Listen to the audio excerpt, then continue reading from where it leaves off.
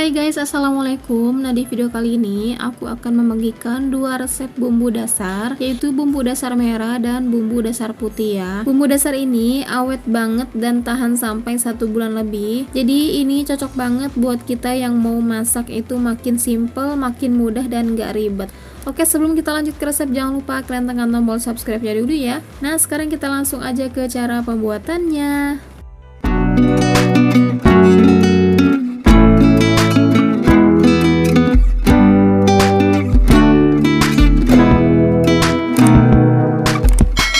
Untuk bumbu dasar merah, bahan-bahannya 100 gram cabai rawit merah dan 250 gram cabai keriting merah. Nah, untuk cabai-cabean ini, kalian kalau misalnya mau yang lebih pedas, kalian bisa tambahkan cabai rawit merahnya lebih banyak.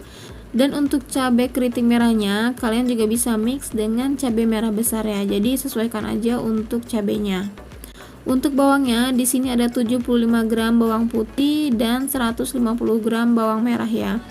Untuk bawang merahnya, di sini aku pakai bawang merah yang besar-besar dan 300 ml minyak goreng. Oke, kalau udah ini bisa kita chopper atau kita blender ya. Nah, di sini aku potong-potong cabai merah dan bawang merahnya untuk lebih mudah menchoppernya nanti. Di sini karena aku nggak ada blender, jadi aku mau chopper aja untuk semua bahan bumbu dasar merahnya ini. Kalau misalnya kalian gak ada chopper, kalian boleh pakai blender ya.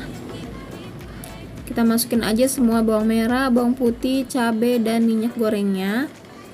Dan ini akan kita chopper sampai dia halus. Nah, untuk bumbu dasar merah ini nanti kalian bisa untuk masak seperti balado, balado kentang, balado terong, balado teri, atau balado telur, dan rendang, sambal goreng ati, rica-rica ayam, oseng mercon, dan masih banyak lagi pokoknya ya.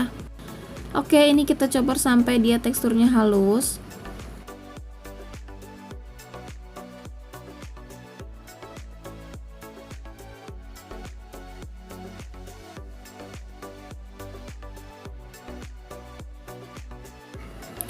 Nah, kalau udah ini aku cukup sampai segini aja untuk tingkat kehalusannya.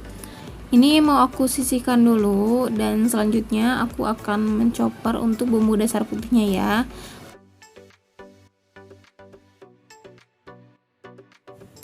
Oke, untuk bumbu dasar putihnya di sini aku ada 250 gram bawang merah. Ini juga bawangnya aku pakai yang besar-besar ya. 125 gram bawang putih. 70 gram kemiri, ini kemirinya sudah aku sangrai sebelumnya menggunakan api kecil sampai dia kecoklatan seperti ini ya.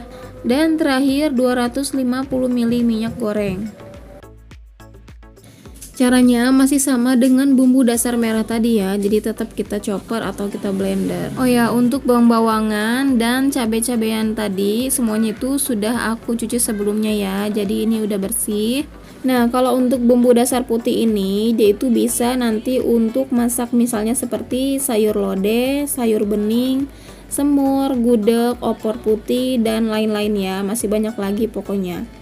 Nah, untuk perbandingan bahannya, untuk cabai dengan cabai itu 2:1 ya. Dan bawang merah dengan bawang putih juga 2:1. Dan kalau misalnya kemiri itu perbandingannya dengan bawang putih dia juga sama 2:1 perbandingannya ya. Jadi kalau misalnya bawang merahnya 200 gram berarti bawang putihnya 100 gram. Kalau misalnya bawang putihnya 100 gram berarti kemirinya itu 50 gram. Dan harus selalu diingat ya, untuk bawang merah itu harus lebih banyak dari bawang putih. Bawang putih harus lebih banyak dari kemiri. Kalau untuk cabai itu disesuaikan dengan kebutuhan masing-masingnya. Jadi mau yang pedas, enggak pedas, pedasnya sedang, jadi disesuaikan aja untuk banyaknya kalau cabai. Oke, lanjut ya. Ini setelah halus, kita langsung masak aja untuk bumbu dasar putihnya dulu. Ini kita masak dengan menggunakan api kecil cenderung sedang sampai dia matang atau sampai tanak ya. Tandanya dia sudah tanak itu antara minyak dengan bumbu itu tidak menyatu ya. Dan ini sesekali kita aduk supaya nanti matangnya merata dan bagian bawah itu nggak gosong ya.